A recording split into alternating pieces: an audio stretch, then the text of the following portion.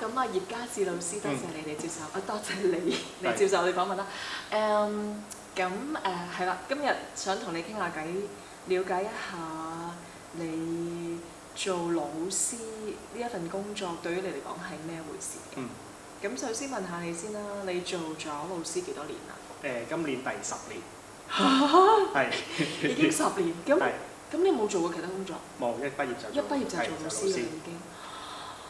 哇！咁你自己點樣睇呢一份工啊？咁樣或者呢一個身份？咁就要由呢個做老師講起啦。即係我讀書嘅時候咧，大學讀英文啊嘛。咁就我入學嘅時候咧，已經同自己講一定唔會做老師㗎啦。因為我嗰陣時覺得咧，做老師好悶嘅，係啦，每日都做同一樣嘢咁樣咧。咁但係咧嗰陣時揾工咧，又唔知揾乜咁樣，唔知做乜好啦咁樣。咁就就報埋呢個教育文憑，報定先啦咁樣。咁因為我要去旅行，係啦，我趕住去旅行，咁所以咧就乜都揾工啦，咁 send 信啦咁樣。咁點知有間學校就真係請我，即係真係去 interview 啦咁樣。咁即日就即刻 sign 埋嗰個 contract，咁就請咗，咁我就放心去旅行啦。係啊，係啊，跟住就1個月之後翻嚟就開始教書嘅工作啦。咁然後係冇諗過之下就開始做咯，因為嗰陣時我係冇 training 嘅，即係我係未讀嗰個教文憑嘅。但係你只係報咗名讀嘅啫，就未開始讀嘅。未讀嘅，咁所以我第1年教書嘅時候係同一時間 part time 咁樣做讀緊嗰個教文憑咯。係啦，咁就用翻以前教學嘅，即係以前讀書嘅經驗，咁就教啦，同埋係用以前補習同啲同學，即係同啲細路仔相處嗰啲方法咁樣啦。咁都好驚嘅第1年。咁咧，然後就開始入咗學校之後咧，發現其實做一個老師都唔係咁悶嘅。係啦。因為咧你每日面對緊唔同嘅人啦、唔同嘅事啦咁樣，咁同埋每一年咧都有新嘅同學加入啦咁樣。咁其實你雖然教緊同一樣嘢，但係即係只要佢個反應唔同嘅時候咧，你就會覺得嗰件事係唔同咗啦咁樣。咁所以就開始接受咗呢個工作。係啦，咁就一路教到而家咯。咁你教咗成10年啦，喺呢10年入面，你覺得你自己有冇啲咩轉變啊？都有嘅。因為咧開頭教書嘅時候咧，唔係我因為教嗰間 Band 2嘅中文中學，咁一入去咧係有好大嘅衝擊嘅，因為發覺原來啲人真係可以英文水平咁弱嘅。嗰陣時嘅 Band 2嗰陣時係分咗3個啦，係啦。已經係即係得3個 band 嚟㗎。OK。因為我係啦，即係讀書嘅時候都係 Band 1 school 嘛。咁以前Band 1 school 裏面比較差嘅同學都覺得佢哋都 OK 啊啲英文咁樣，咁應該下面嗰啲都唔會好差啩咁樣。咁點知原來入咗間中文中學之後咧，係完全係另一回事啦。係啦，因為佢哋冇機會接觸英文啦咁樣，但係你要教英文啦咁樣，咁所以係一件好難嘅事嚟嘅。咁但係開始因為我間學校教咗3年，跟住就嚟到呢間學校啦。咁就兩間學校都嗰個水平差唔多嘅。咁就開始慢慢接受咗，香港啲學生嘅水平，即係如果係中文中學嘅，就係咁樣噶啦，因為佢可能小學嘅時候已經係咁樣啦，上到嚟。咁就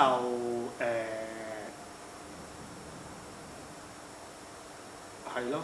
咁但係你自己個人嘅改變？係啊。我老師書文啦。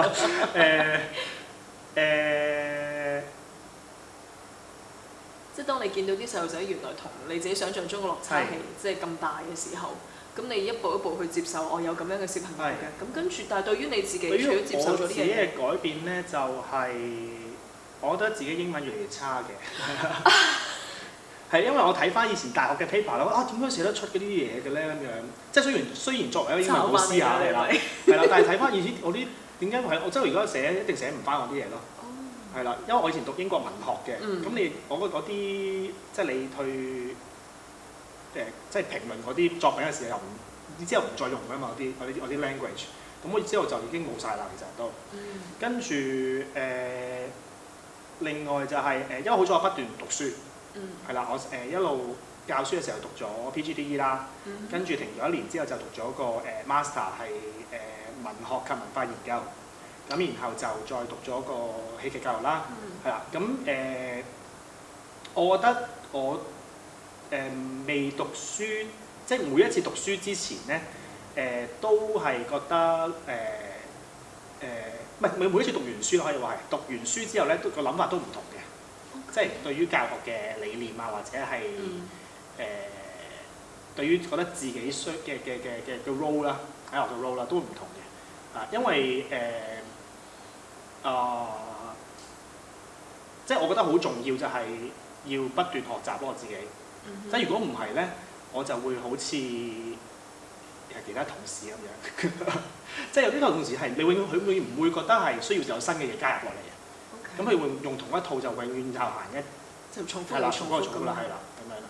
咁我覺得好彩我又即係有讀書呢個 input 落我自己度啦。咁我個改變就覺得係睇得透啲咯啲嘢，係啦，即係對於個教學上面係啦，即係對於學生嘅需要嘅問題啊咁樣，即係睇得多啲。講下點樣？你覺得你即係譬如你嘅進修，令到你點樣逐步睇多咗或者睇透咗啲學生？譬如首先教育文憑先啦。首先我覺得教育文憑教嘅嘢咧係好死嘅，咁但係咧佢係好屬於一啲好 ideal 嘅學生嘅，即係其實好有用嘅有啲嘢，但係只要個學生係好有自發性啊，同埋係好自學啊，成班係都聽你講一粒字都冇漏啊咁樣咧，咁其實我啲 skills 啊，我覺得係都係好有用嘅。咁但係咧一入到學校時候，發現所有嘢都用唔到嘅，係啦，咁就其實都係要自己揾方法啦。其實所以就係，咁然後就讀咗個文學及文化研究之後咧，就係呢個咧就係呢個同教育反而冇關係。你覺得讀咗嗰個教育文憑嗰啲嘢入到學校係完全冇用？係真係完。咁點算啊？咁你點？即係你點樣繼續去每一日入去課室度當老師咧？即係其實你嘅 training 係冇用嘅喎。咁到最後係啲咩幫到你㗎？或者你自己點樣揾你自己條出路㗎？冇都係靠每日累積咯。所以其實都好唔抵嘅，對於頭幾年嘅學生，係我覺得係啦，即係又或者自己唔識點樣去 adapt 嗰啲嘢啦咁樣，咁但係就係我覺得經驗都係好重要嘅，係啦，即係你係啦，今日因為嗰陣時又好教2班同一級咁樣，咁你呢班衰咗，咪下一班咪知道有咩衰，咁咪好啲咯咁樣，咁你每一年咁樣就上年衰咗，咪下年好啲咯咁樣。有冇遇過啲咩學生係你覺得可能佢教咗你嘅仲多過你讀教育文憑教咗你㗎？有冇遇過某一類嘅學生或者某一個學生？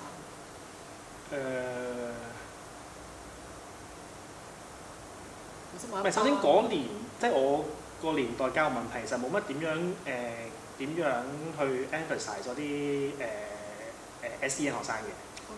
係啦，咁所以其實都另一個衝擊啦，就係原來可能係咁多 SEN 學生嘅一班裏面，咁佢唔會即係個教育文憑唔會話俾你聽點樣處理佢哋啦。即係 even 就算話俾你處理點樣佢哋咧，係個別處理佢哋啦，就唔喺全班裏面點樣去處理佢啦。咁所以係冇人會教到你咯。即係甚至乎其實學校裏邊嘅學老師都冇人會識㗎嘛，只不過係透過佢哋嘅經驗話翻俾你聽咁樣。咁所以係好多嘢都係由零開始，我覺得 even 讀完個教育文憑之後。咁跟住你點樣一步一步累積落去，然之後又決定突然間又想覺得需要再進修喎咁。首先呢一個係一個工種嘅特色，就係早啲放工，係啦，即係你放咁我就會諗啦，咁夜晚做咩好咧咁樣，係啦，咁我覺得咁不如都慣咗啦，即係嗰陣時慣咗你要做功課啊，放學咁樣，係啦，即係放假要做功課咁樣，咁不如快啲讀啦，即係快啲揾啲嘢做啦，揾啲嘢讀啦咁樣。即係我除咗讀書之外，其實我都好中意參加啲學嘢班嘅。係啦，即係譬如學下 language 啊，學下係啊 drama， workshop 啊咁樣，咁所以我就係會揾啲嘢報嘅，揾啲 course 報嘅。即係呢個係你純粹你自己個人嘅興趣咯，都可以話係，係啦。咁可能，但係以前我真係唔中意讀書㗎，即係越細個嘅時候，係啦。咁但係唔知點解覺得好需要。反而出咗嚟做嘢之後就中意多咗讀書。係啦。咁呢個就係因為做嘢而令到自己反而多，即係覺得想去學多咗嘢，咁於是就報嘅，就未必係關你個工作事嘅。個工作就因為個事係唔關唔係。因為個工作令到你可以早收工。點解你可以早收工嘅？我識得嗰啲老師全部都做到啦，8、9點都收唔到工嘅。唔係因為頭幾年係輕鬆啲㗎嘛，我覺得。點解㗎？因為佢安排俾你嘅嘢做冇咁多嘅。因為你係新嘅老師，係啦，佢會安排少啲嘢俾你做㗎。係啦，同埋你係一個 contract 老師嘛。咁你 contract 老師嘅時候，佢就覺得唔需要俾啲 develop 性嘅嘢你咯，即係佢驚你隨時走，咁所以就唔會有好多好行政嘅工作會俾你做嘅。哦。係啦，所以就其實都辛苦㗎，不過係慣咗咯。係啦。辛苦，但係又慣咗。即係慣咗個辛苦模式啊！即係放工咁咪去，即係放工，就算你冇做唔晒啲嘢，咁你趕佢翻學咯。哦。係啦。跟住就係翻到屋企嘅時候，可能就要再繼續做嘢啦。係。做係咪帶埋學校啲嘢翻去做，定係自己外面進修嗰啲人攞翻屋企做？加埋好多嘢做，係啊。即係兩樣都有。即係做唔晒啲嘢，永遠都唔做唔晒㗎。即係都會將學校嘢會拎翻屋企做。咁你中意學嘢，又唔係真係直接同個工作有關嘅，係真係因為之前嗰啲都冇，我覺得。咁你覺得點解你出嚟做咗老師之後，會覺得想學翻多啲嘢嘅？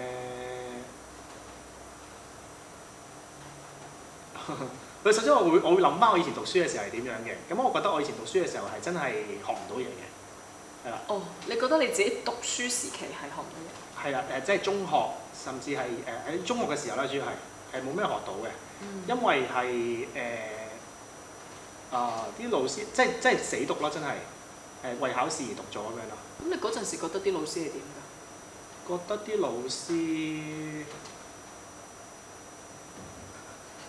都好嘅，但係你學唔到嘢㗎喎。我嗰陣時唔知點為之學到嘢啊嘛，即係我考到試咁有個分就 OK 咁樣，我又升到咁咪覺得 OK 咯。咁你覺得老師係好㗎嗰陣時都？嗰陣時覺得好㗎，即係佢覺得成間學校都幾好㗎，係啊，因為佢哋係即係好多老師其實入到嚟係抄黑板寫，咁我抄，咁佢啲錄試又寫到做得好好，咁我翻屋企背晒，咁考試又考翻我啲，咁咪好好咯。咁就好好啦。係啦。哦。咁你覺得你自己而家做咗10年老師，咁你會覺得自己係咪好老師咧？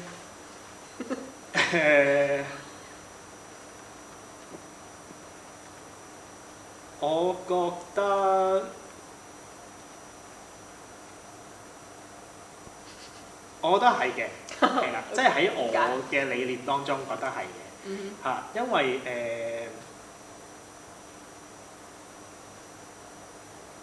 我覺得我知道佢哋應該要啲咩嘅，真正需要啲乜嘢嘅。需要啲乜嘢啊？即係譬如學習嘅方法啊、態度啊上面係應該需要係點樣去做嘅。咁但係呢件即係我覺得嘅嘢咧，同學生覺得嘅嘢係唔同嘅。可唔可以具體啲舉一下例咧？唔係因為譬如就係譬如學生中意啲乜嘢咧，即係上堂，學生中意你講晒咯，係啦，學生中意係啊，佢唔中一粒聲唔使出就最好啦，佢哋覺得。咁就覺得你俾晒抄晒啲嘢俾佢，咁去做齊晒，即係抄晒你上堂嘅嘢，跟住功課咧最好，即係譬如你作文咁樣，咁你最好俾晒個大綱佢，咁你幫佢諗埋，咁佢就即係可能佢改幾隻字咁樣，咁佢就可以攞到好高分，咁係佢哋中意嘅嚟嘅，即係佢都唔使付出咯，即係覺得舒服。係啦，咁都有，所以咧就係有一個好大嘅問題咧，對我嚟講係當你有啲其他科或者係其他同事係咁樣做嘅時候咧，咁你即係我相信嗰套咧，即係覺得係需要係互動或者係佢就係 student centre 多啲嘅 approach 嘅時候咧，就係、令到佢哋反感咯，覺得。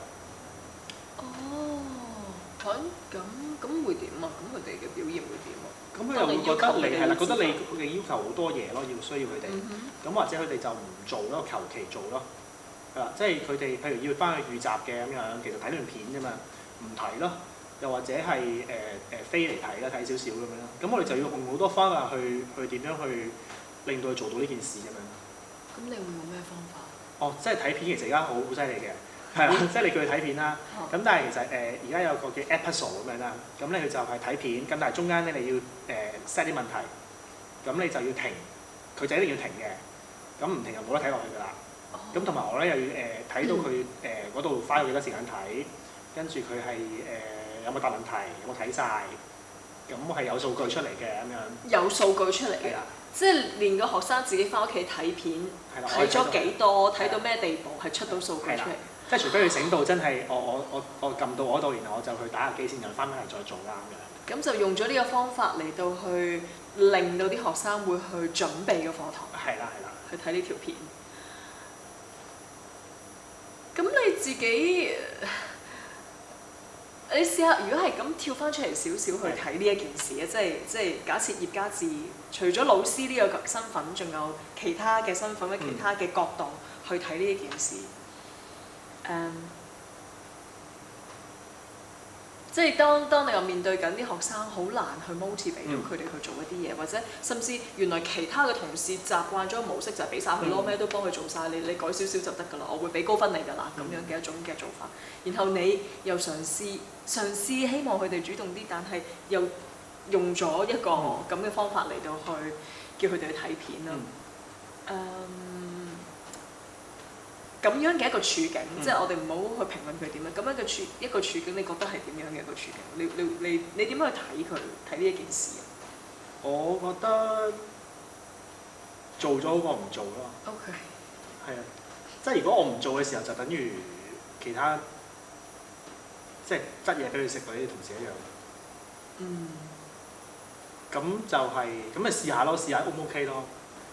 咁呢個係一個出路咯，係啦。你覺得係一個出路？係一個出路咯。咁啲學生嘅反應係點樣？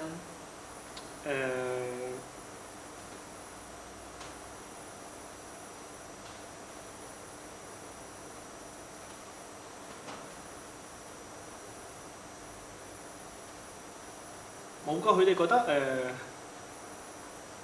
我諗佢哋從佢哋個度，即係佢哋嘅諗法係覺得都係一份功課咯。即係你俾我咪要做咯咁樣，係咯，係啊。咁但係因為我哋有譬如有官課啊 lesson study 嗰啲咧，咁從我嘅觀察咧係覺得，即係佢哋有即係譬如真係睇堂啊入嚟睇，咁我之前又梗係準備多啲啦，咁就叫真係要佢哋準備下所有我個課堂，咁然後再上嗰堂啦，咁嗰個效果係真係好好嘅。點樣準備個課堂啊？點樣準備咗先？同佢哋準備晒一個課堂先再上，咁係點？唔係準備個堂，即係之前需要準備嘅嘢。即係你自己去準備。或者佢哋需要準備嘅嘢。哦，佢哋因為知道會有人嚟睇堂，所以佢哋會特別用功準備啊。可以咁講。咁同埋係譬如，即係同埋每個人都會做，我要確保每個人都做咗咯。準備晒先上嗰堂咯。即係譬如我啲準備咧，就唔係話做一次嗰堂啦，而係譬如係我今堂係要講 chapter 3個 story 嘅，係啦，跟住咁一定要大家睇晒嗰個 story 啦，即係了解咗個 story 啦咁樣，咁我哋先去嗰堂啦咁樣。咁如果你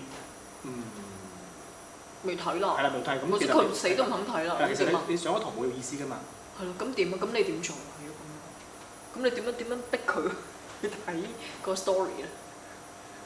或者點樣令到佢會願意去睇個 story？咁咪 check， 咪即係 check 功課 check 緊啲咯，係啊。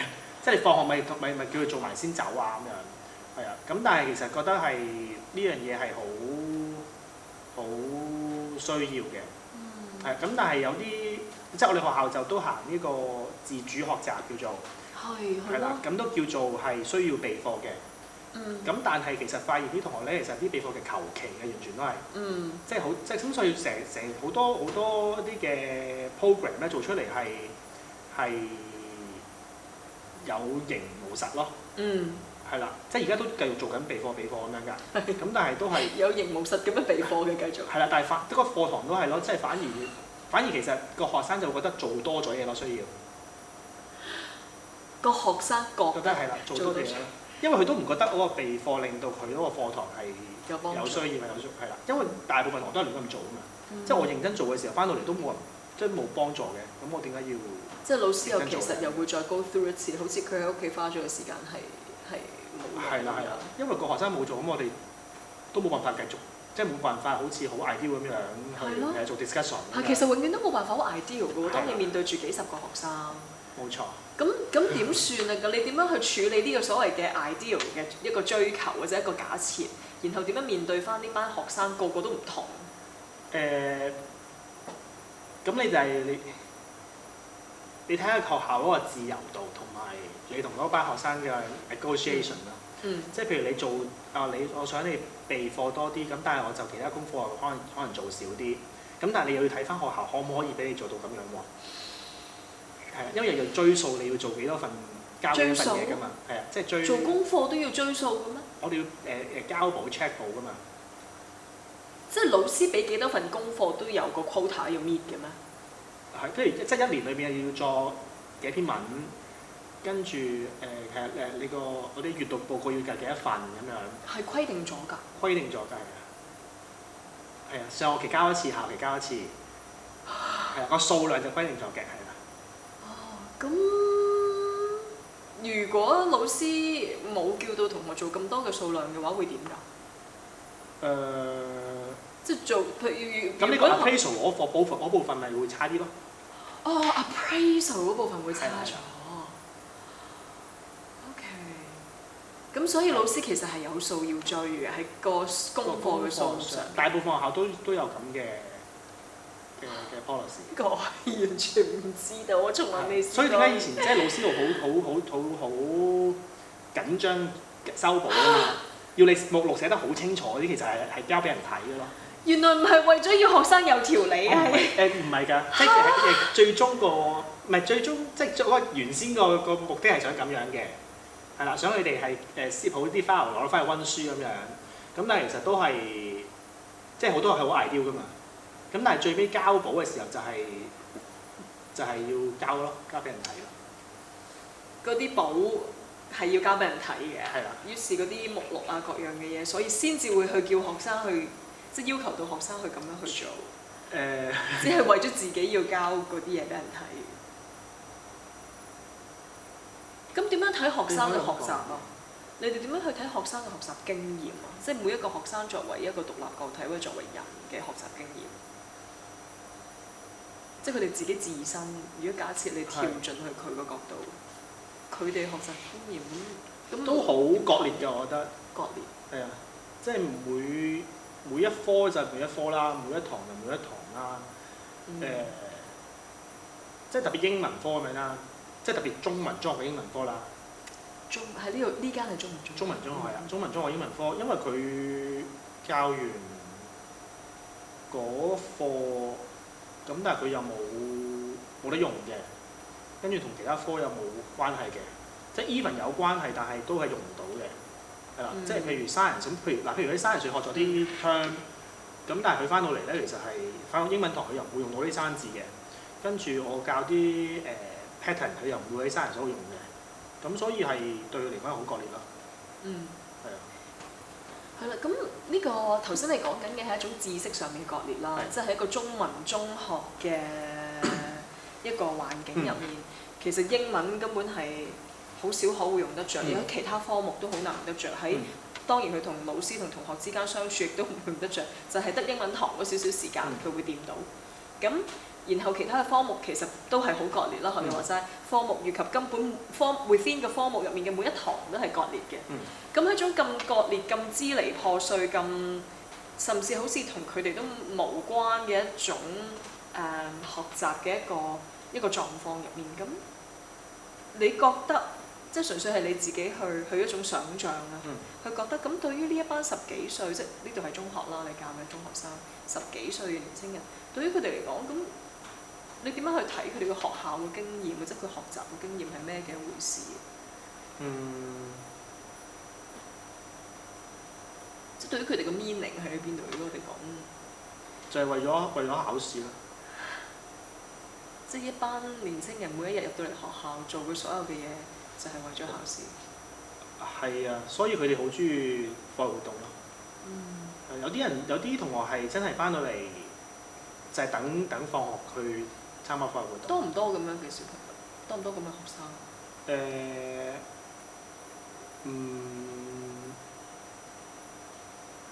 唔多嘅，不過係有啲嘢真係好有目標地係咁樣做嘅。好有目標，佢又會翻嚟嘅，係啦，但係佢翻嚟只係為咗放學嘅。係啦，或者係晏晝先翻嚟，即係佢嗰日有個活動喎，佢好想即係譬如去跳舞咁樣，咁佢就晏晝翻嚟咁樣，朝頭早就休息咁樣 OK。你點樣睇呢一類嘅學生？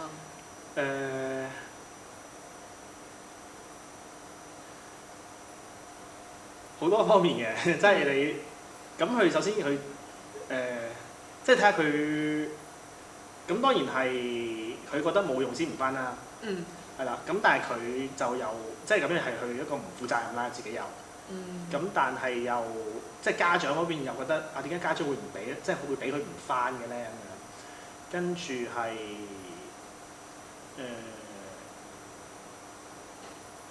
係咯，學校點樣處理佢喺活動同成績上面嗰個 balance 咧咁樣，即係就係好難處理嘅成件事。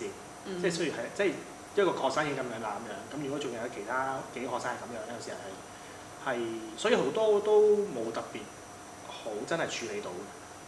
係啊，即係同佢傾咁，但係佢傾入去，其實佢又未了解到嗰個情況，咁所以係都冇乜可以點樣做。咁樣你覺得做老師呢10年嚟啊，做老師呢一個工作，對於你嘅意義喺邊度？即係對於同學仔行業嘅同學仔嘅意義，即係翻嚟係為咗考試嘅，即係有個好中意嘅課活動，咁咪參加咯。咁你覺得同學仔係咁樣？咁如果係咁，你自己作為老師咧，老師份工作意義係咩啊？咁？唔係，所以另一樣嘢，我一路繼續做嘅時候，我覺得係呢一份工都係一個好有意義嘅工作嚟嘅。點樣有意義法啊？咁？因為原來你每日同佢講嘅嘢，佢哋對佢嚟講真係好大影響嘅。哦，可唔可以舉下例？譬如參加一個集眾比賽咁樣啦。咁對我嚟講就係、即係佢有一個經歷啦咁樣，咁但係我覺得啊，你其實都係練習咗我2-3個月嘅啫，咁同埋出咗比賽啦咁樣，咁佢嗰次係攞咗冠軍嘅，係一個集眾。集眾即係幾十個人一齊係一齊，咁但係其實嗰個過程係都艱辛嘅，係啦，因為你又要集齊所有人啦，跟住一個人唔齊，跟住又係啦，又要點樣去訓練佢哋啦。咁嗰陣時佢哋中3，咁但係咧而家到中6啦，佢哋而家佢都仍然可以背翻出我首詩啦。我係完全冇 expect 過嚟佢哋會記得嘅喎。係啊，跟住譬如有同學係參加音樂嘅，係啦，佢 Form 1嘅時候做過一個角色，佢而家中6，佢又記得佢記我啲台詞嘅喎。係啊，咁即係原來我哋俾佢嘅嘢，只要係佢覺得有意思，咁其實佢一路會記住嘅。係啊，咁同埋係即係 even 課堂上面，咁如果你係嗰堂係好有啲嘢啦，有啲令佢記得啦。係啲乜嘢？通常會係咁？你覺得通常係啲乜嘢通常咧就唔係記得？即係佢哋唔會記得話你教個咩就要加 S 啊，即係第三身單數要加 S 啊，佢唔係，即係喺知識上面就冇嘢要記得㗎，係啊，即係佢記得過你可能做個 teacher in role 咁樣，係啦，可能記得你同佢哋一齊做過戲，你扮過啲角色，係啦，或者你講錯嘢嗰啲咁樣咯，係啊，咁呢啲真係代表緊啲咩啊？代表我覺得佢代表緊你同佢嘅相處咯。 Okay. 係啦，即係所以係知識上面佢冇嘢要記得，但係同你嘅相處佢會記得啦。即係當你成為翻一個人，係，因為你每日都見到你啊嘛。係啊，咁所以佢即係呢樣嘢會覺得原來我每日對住你其實係有意思嘅，覺得。如果有意思係嚟自佢接觸到你係一個人，係啦，而唔就唔係嗰啲知識啦。咁你多唔多時間，多唔多機會可以咁樣同學生相處？當你有咁多數又要追啊，有咁多，所以頭先我講啲相處主要都係嚟自活動咯，我覺得對於我嚟講，即係都要喺活動嘅嗰個框架底下。係咯，頭先因為都要追數啊嘛，即係你始終要教晒所有嘢，要做齊所有嘢，咁所以其實課堂時間都唔夠嘅。我開始明白，咁即係嗰啲補課啊，嗰啲成日都老師成日都話教唔切啊，就係呢啲咁嘅數要去追。又係唔係咧？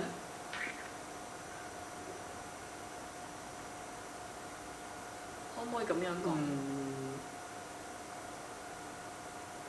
都可以咁講。係因為譬如真係教唔切嘅話，即係但係你又要做嗰份嘢喎。咁我哋真係要做咗先㗎啦。做咗先之後未教都要做㗎啦。係啦，譬如我課開咗我課啦，咁但係我可能未教過 reading 嘅，咁但係 reading 唔使交㗎嘛，咁但係 writing 要交㗎嘛。OK。咁所以就可能不如做咗 writing 先啦咁樣。咁真係會可以好影響你個教學嘅判斷㗎喎。係。即係為咗要追數。係㗎。咁於是其實喺課堂上面根本淨係要處理呢啲咁樣因為追數而帶嚟嘅一啲問題，都好難可以真係同啲學生相處得到咯。有冇製造呢啲空間出嚟同佢哋相處？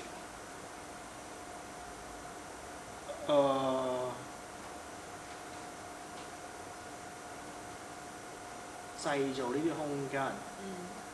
當學校製造呢啲空間嘅時候咧，啲同學就唔想同你相處㗎啦，即係譬如 lunch time 咁樣啦。OK。好啦，lunch time 我哋呢度咧就係初中就係我哋班主任會入去同你食飯嘅，即係睇住食飯啦。咁但係其實已經叫咗做。中學都會咁嘅咩？係會㗎，因為因為區內面食肆唔係好多，咁同埋係呢個屋邨嚟㗎喎，都冇食肆啊。好少都隔大家樂嗰啲咁樣。咁所以係你高中出咗去啦已經，咁同埋係係咯，真係係環境嘅考慮嚟嘅都係。咁所以佢哋留翻喺度。老師使乜要望住啲學生食嘢咧？係啦，點解係咁樣？其實嗰個目標咧，其實就係相處嘅時間咯，即係你同你一班相處，係啦。咁但係其實而家變咗做叫做看飯㗎啦，係啦，即係好似係睇囚犯咁樣。我以為小一、小二、小三。即係比較細個論盡食嘢，先要班主任睇住去協助，但係中學咁樣看飯。係看飯，但係其實佢目標係想你同佢哋傾下偈啊咁樣嘅。咁但係佢其實我20分鐘食飯嘅啫。咁佢食得飯嚟嘅時候唔想同你傾偈㗎啦。跟住佢好想食完就走去玩啦咁樣，去休息啦咁樣。咁所以又係咯，即係又係有個 program 喺度。咁但係實質上面實行就係做唔到嗰樣嘢。即係呢個就係學校去營造出嚟嘅一個相處嘅空間。係嘛？即係希望可以有啲師生喺課堂以外嘅一啲互動，但係因為太過人為、太刻意去製造出嚟，同學其實反而又即係唔係咁歡迎呢啲事故。所以譬如高中咪好啲啦，高中嘅時候咁高中出去食飯，咁佢自己會約啲老師出去食飯㗎嘛，咁我啲時間咪真係身體相處咯。即係高中生反而會自己約老師出去食飯。係啦。咁又再咁樣講完又再試下又再回望翻，如果咁樣，你覺得呢10年裡面你當老師，即係葉嘉志作為一個老師，呢10年嘅變化，除咗你不斷地出去進修之外啊，你覺得你呢10年裡面嘅變化係點樣？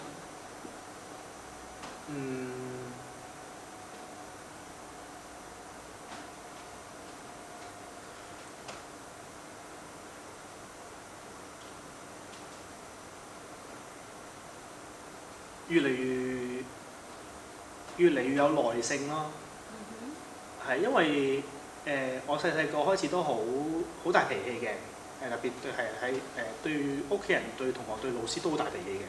我小學會鬧老師嘅，即係會發脾氣鬧老師。啲同學都好驚我嘅，即係當我特別好眼瞓啊，或者我好肚餓嘅時候咧，我就會特別敏陣㗎啦個人。係啦，咁咧係佢哋見到咁樣嘅時候咧，就唔同我傾偈嘅啦。B B 仔嘅反應。咁所以咧係但係你接觸多啲年青人嘅時候咧，咁你發現其實如果你同佢哋，即係你要係好有耐性地去處理佢哋嘅脾氣咯。係啦，咁就你會點樣處理啲10幾歲嘅脾氣啊？我想知道，你會點處理？而家開始都好，即係所有嘢都好冷靜嘅。係啊，即係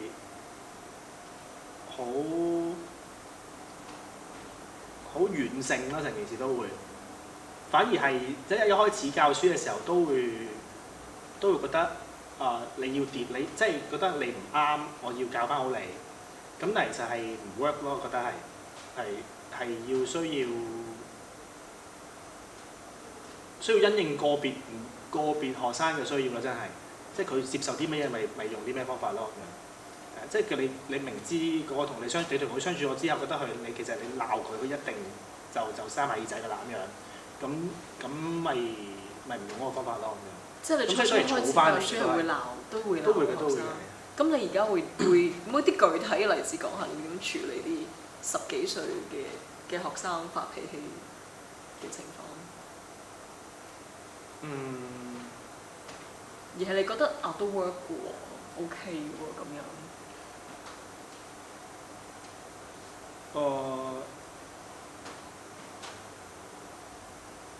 其實大部分都係要個別同佢傾嘅。係啦，即係都係要留翻課堂後啊，甚至乎係譬如，就算係排戲嘅時候，音樂劇排戲有啲我啲學生你就放佢翻屋企先啦。咁可能你可以 send 個 message 俾佢，咁佢第二日其實就冇嘢㗎啦。係啦，即係其實係總之就唔好喺其他人面前。咁你覺得你讓佢翻屋企先啊？我哋 send message 俾佢，呢啲係即係對於你嚟講，呢啲係啦。你覺得係啲乜嘢係令到個學生會變翻冇嘢嘅？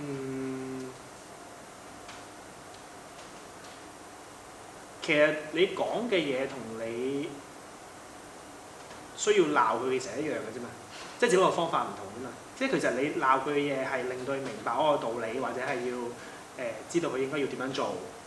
咁其實佢明白嘅，即係其實即係佢作為一個學生，佢理解係點樣嘅。咁但係你用嗰個方法點樣？我哋個方法同佢講，佢就點樣接受？即係你覺得呢10年入面，你慢慢去揾到呢啲方法去同10幾歲嘅年青人去相處。係啦，係。咁你自己本身會唔會有一啲喺信念啊、價值觀上面啊，有任何嘅轉變咧？喺呢10年入面。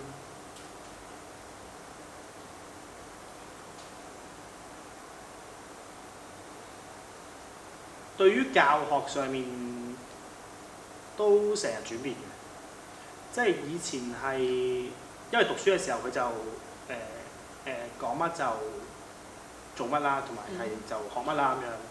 咁所以一開始教書嘅時候都係用翻嗰啲好 one way 嘅方法啦。咁然後就慢慢接觸咗戲劇教育啦。咁戲劇教育就會覺得有另一個 approach 啦，即係就係從experience 啊，從你身體去學習咁樣。咁呢個其中一個改變嚟嘅，即係覺得真係其實呢樣嘢真係會令到佢記得同埋去深化多啲嘢嘅。咁然後再近期啲啦，呢幾年其實係好興呢個電子教學。咁其實我都好 believe 呢樣嘢嘅。因為其實電子教學令到我哋係多咗時間出嚟，可以咁講，即係多咗時間去相處咯，即係可以話係。即係譬如你課堂裡面，我可以做多啲我入你嗰組，同你去傾一個 project，或者係做 discussion，因為其他嘢我哋已經擺咗上去網做啦。譬如教 grammar 我唔教嘅，我係咪擺段片上去翻去睇咯，又做啲 exercise 咯。咁然後我又收到數據，我覺得原來大部分人都識咯喎咁咪唔使教咯。咁或者係直接係上堂問翻啲難嗰啲題目，咁然後同佢哋高呼，咁就完啦。咁其實就空翻好多空間出嚟俾我哋做真係想即係去翻學即係需要翻學做嘅嘢咯，即係對啲人做嘅嘢咯。即係譬如佢自己喺屋企做功課，乜都就自己一個啦嘛。咁但係佢有，因為我哋分組上堂嘅，小組4個人一組，咁佢對住其他同學㗎嘛。咁你咪做啲佢需要對住人做嘅嘢咯。即係譬如 discussion 傾嘢，譬如佢哋需要準備一個 project 嘅嘢，即係要見到面三口六面一齊，先做到面對大家先做到嘅嘢，就可以而家就比較多啲空間係去做。咁呢度都算係一個環境或者一個體制，或者係一啲係成個配套去條件去配合，令到你嘅 practice 改變咗啦。即係老師嘅 practice 改變咗啦。咁你自己作為一個人咧，有冇啲價值觀上、信念上嘅改變？又或者會唔會因為學校一啲校規啊、一啲嘅框架啊，可能？又或者咁樣講，有冇經歷過係當學校嘅信念或者理念同你自己個人嘅係有唔同嘅，有出現一個矛盾嘅時候，出現衝突嘅時候，你點樣去處理？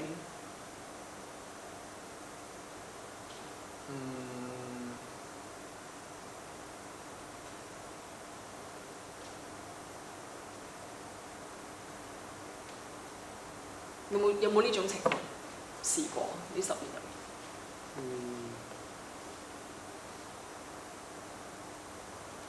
我會成日覺得啲同學好慘咯。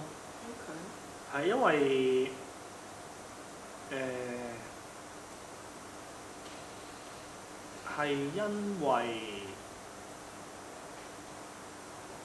譬如有同學啦，去參加好多活動，咁然後譬如啱啱呢個活動啦咁樣，咁佢啱啱呢個係一個 musical。係啦 musical， 咁但係咧啲同學咧就又參加咗閃避球比賽，咁佢哋咧閃避球比賽，咁佢代表學校咧去台灣比賽嘅。閃避球有咁樣點樣嘅交流嘅？係好犀利嘅閃避球。咁得意㗎而家。係一個專業嘅比賽嚟嘅。係，跟住咧係，咁佢哋去完閃避球咯喎，咁然後翻嚟咧嗰晚咧就要翻嚟練 musical 啦，因為要演出啦，係啦，咁佢哋就真係好攰啦，咁但係都要訓練啦，咁然後但係學校其實上面係冇乜關心過佢哋嗰啲 schedule 或者點樣嘅。係就係原來就係因為學校你冇去安排好咯，即係你其實你可以一早知道原來係啲活動咁樣拼埋咁樣成㗎嘛，咁但係冇任何配合之下，就要令到嗰個同學咁辛苦地去做呢件事啦。咁但係其實即係除咗係咯，即係呢個只係其中一個冰山一角係。你因為學校唔處理好嘅嘢，而令到學生去 suffer 啦。係咯。咁你覺得學校點樣睇緊啲學生？即係覺得係咯，點樣睇緊啲學生？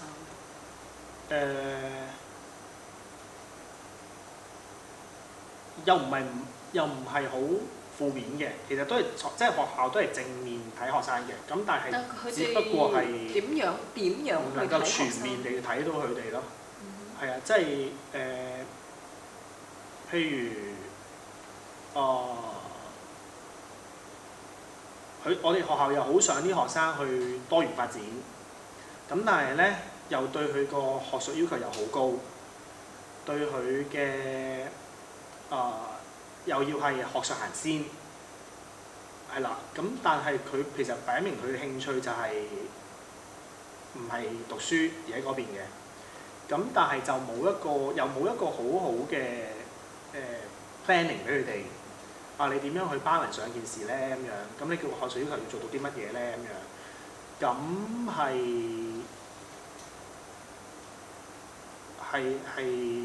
好有問題咯。對於個學生成長。咁你作為一個咁樣，即係咁樣嘅一個狀況底下去做老師啦，即係你一個人咁樣喺度做老師，係面對緊一個咁樣嘅學生，咁樣嘅學校，咁你點樣睇你自己嘅位置啊？我覺得呢間學校已經算係唔錯㗎啦，即係已經係都好多，即係俾學生多咗空間去做佢哋想做嘅嘢。咁對於學術嘅要求都係因為知道佢哋唔係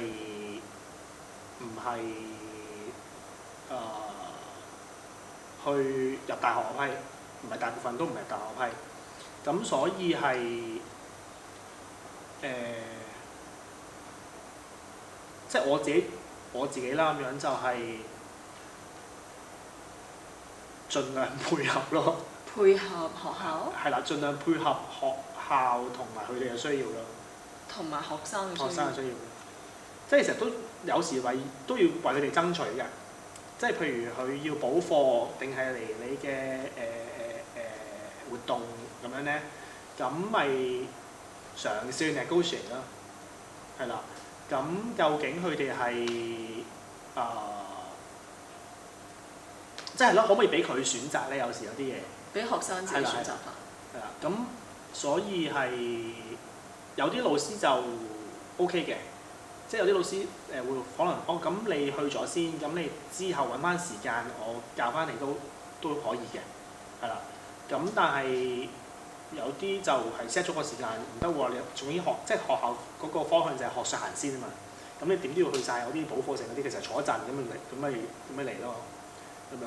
因為佢即係我啲補課其實係我覺得作用又唔大嘅，係啦。咁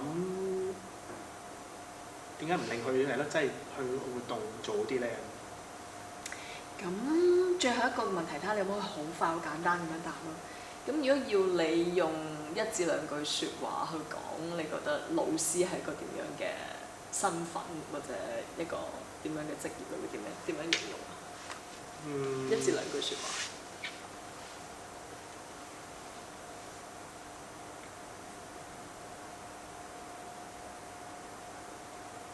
係陪伴學生成長嘅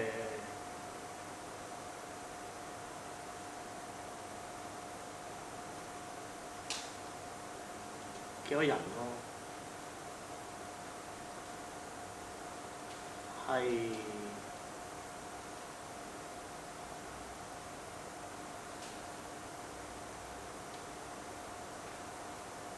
改變學生嘅一個好重要嘅角色咯。好啦，多謝你。好啊。今日要問嘅係咁多。